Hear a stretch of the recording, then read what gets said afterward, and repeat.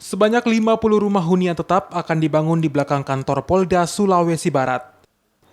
50 rumah ini merupakan program bantuan dari pemerintah Sulawesi Selatan kepada korban gempa di Mamuju. Rumah dengan tipe 36 ini akan diberikan kepada 50 keluarga polisi lingkup Polda Sulbar yang terdampak gempa bermagnitudo 6,2 pada pertengahan Januari lalu.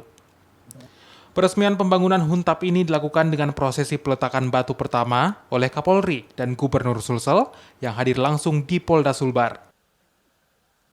Jika sesuai target, rumah yang diklaim tahan gempa ini rencananya akan selesai dibangun dalam jangka waktu 60 hari. Kita ada di Sulawesi Barat, ya.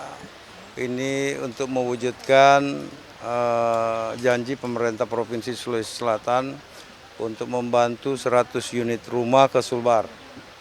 50 kita berikan kepada Polda Sulbar karena memang kalau kita lihat asrama polisi yang ada di sini, apartemen ini semua udah retak, jadi nggak bisa digunakan lagi. Jadi ini insya Allah akan dibangun di sini.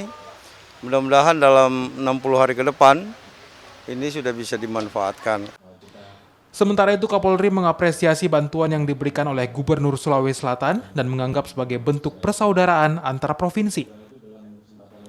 Selain 50 unit rumah untuk keluarga polisi, rencananya Gubernur Sulsel juga akan memberikan 50 unit rumah lainnya kepada masyarakat umum yang menjadi korban gempa di Sulawesi Barat.